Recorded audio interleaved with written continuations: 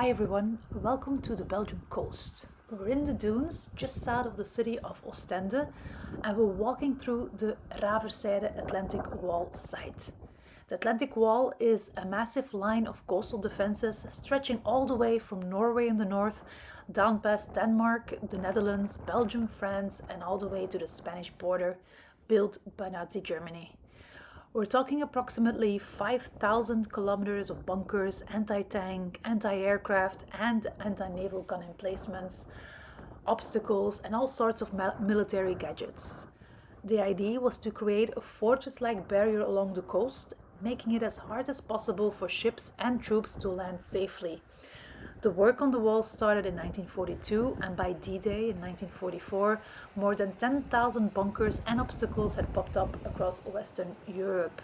Now, don't imagine a single unbroken wall like the Great Wall of China, but instead think of thousands of strong points, fortified positions, dotting the coastline. Some of these were huge concrete bunkers, while others were just simple trenches and barbed wire fences. The most famous sections of the Atlantic Wall are of course the D-Day beaches in Normandy, but bits and pieces are still scattered along the European coast. Here in Raversyde, the remnants are very well conserved. For instance, the many tunnels that connected different bunkers and the positions, and which were used by the German soldiers to move around without being seen. Every few dozen meters there's a lookout with a flak, which is an anti-aircraft gun. In theory, the white lines on the barrel tell you how many planes it has shot down, but of course that's in theory. The flags were mainly aiming at the fighter planes that were passing by, targeting the airport nearby. The bombers coming from across the channel on their way to bomb German targets were too high up for these guns, but often they flew much lower on their way back, sometimes even dropping some remaining bombs on the Atlantic Wall before flying back to England. There are still about 60 bunkers and fortified positions on the current sites. About 1/3 of the bunkers were destroyed after the war. Each of these bunkers had a specific function. For instance, the one right here was a gun workshop.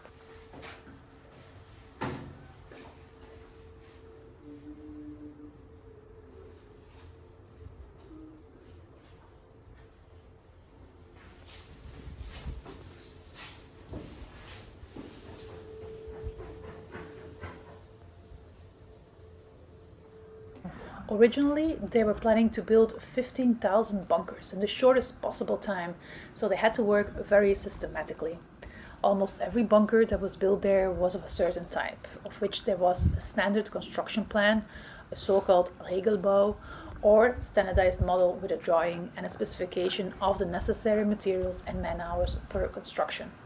Each design was given a number, for example 630 for a machine gun bunker or 612 for a flanking bunker, such as this one here.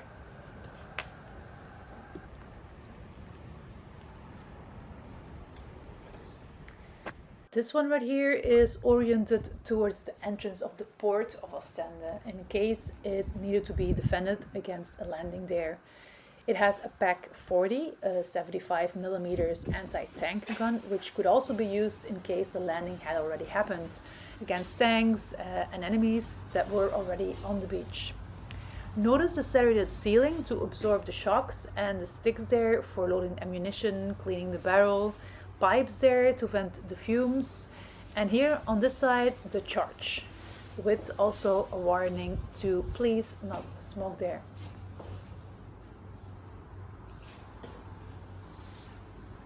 On the other side, we have the ammunition. The soldier that we see here is not German, but he's Russian. The letters ROA refer to the anti-communist Russian Liberation Army, or the Vlasov Army, which collaborated with the Nazis. The Nazis did not trust them enough to use them on the Eastern Front, so instead they were spread around the Western Front.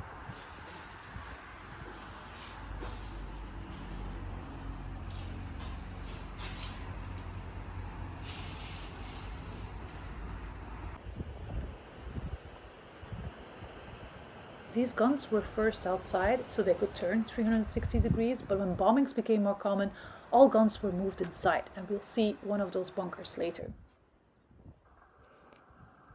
The main entrance gate of the Salzwedel battery was right here, overlooking the promenade where the coastal tram supplied ammunition and materials. Through this gate, a few special visitors also entered the battery. For instance, Field Marshal Erwin Rommel, the Desert Fox, who had distinguished himself in the North African desert. He visited the battery on the 21st of December 1943, shortly before he had become responsible for the Atlantic Wall from the North Sea all the way to the Bay of Biscay, and came to inspect the defensive works at Raversyde on this photo. That same Rommel ordered the beaches along the entire Atlantic Wall to be covered with obstacles, with anti-tank obstacles such as dragon teeth, Czech hedgehogs, and the so-called Belgian gates or sea elements. To avoid amphibious landings, logs were placed just below the water surface and were fitted with mines or grenades, or they were saw-toothed to rip landing crafts open.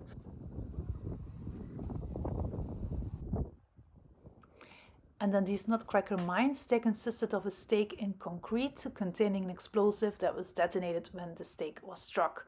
Rommel knew that the enemy had to be stopped in the surf or on the beach if they wanted to avoid an Allied landing and a final defeat. The entire domain here was the property of the royal family before the war, and there were several royal cottages for the royal beach days. This so-called fisherman's cottage, for instance, was already here before the Salzwedel battery.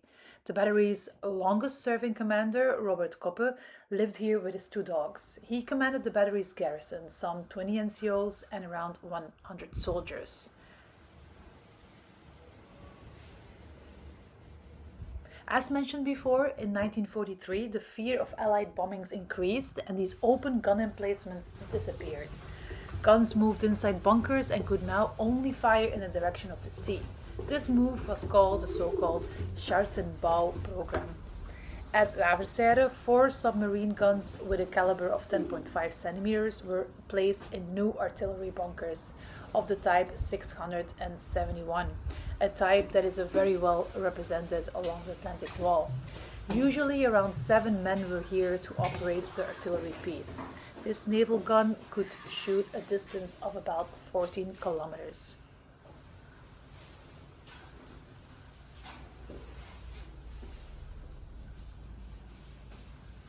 They were very wary of espionage.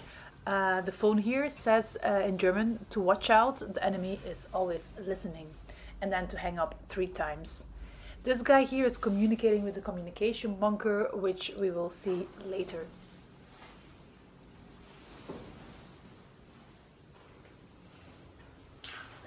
They also try to camouflage everything as much as possible. You can see the camouflage nets here on the ammunition bunker, but they also use the turf of the nearby racetrack to cover bunkers or other structures.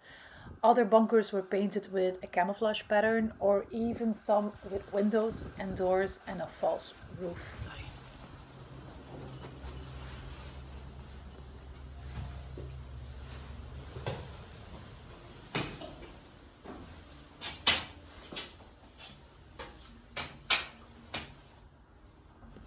We're arriving here to the nerve center of the battery, the observation and communication bunker. You can see again a camouflage net up there, and this wooden extension to the right here were the sanitary facilities. And here we enter the command bunker. The menu of the day is there on the wall. It's a typical German meal with some liver sausage and lard for dinner, and 5 cigarettes for dessert, I guess. As it was the command center of the battery, there were usually a lot of personnel performing all sorts of duties here. This central space here was used for communication with the observation post, the gunners, as well as with other batteries and the command center in Ostend.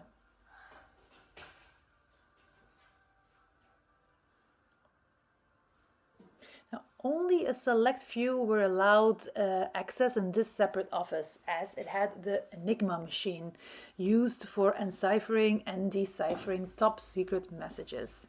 As you can imagine, they were even more wary of sabotage and espionage here, so the message there warns that any damage to messages and radio systems was going to be punished severely.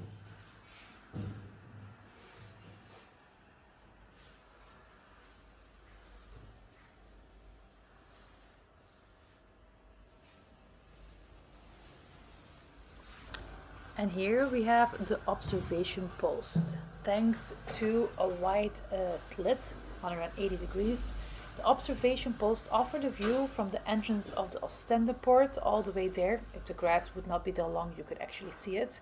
And all the way to the port of Newport on the other side. You can also see silhouettes of British and American ships and airplanes here, which helped them identify them.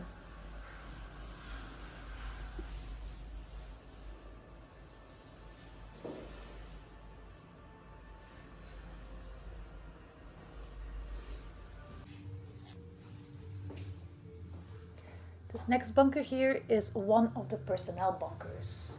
Opposite the entrance door, there's a small room of the 3 non-commissioned officers. As you can see, they did not have that much space. There's the 3 beds, there's a table, a book closet, and that's about it. And on either side, the 2 rooms housing 30 soldiers, 15 men in each room. The beds were typical of the Navy, 3 fold-away beds stacked on top of each other and hanging by chains from the ceiling, just like on a warship. You can see that each had a little cupboard with some personal things, a photo, a poster, some books. Their gas masks and weapons were always close by in case there was an emergency at night. Their different uniforms, but also board games, reading material, musical instruments. They did only spend the night here. During the day, soldiers lived in wooden barracks when they were not on guard or working on improving the battery and trenches, of course. Now, the soldiers manning the Atlantic Wall were not exactly the best of the German Marine. The best soldiers, as well as those who were punished and did something wrong, were sent to the Eastern Front to fight. And while the youngest and oldest usually mostly remained in the West, and including, of course, the Atlantic Wall batteries. The battery had a simple medical aid station, the doctor's office here, with just a table, some of his reports and medicine.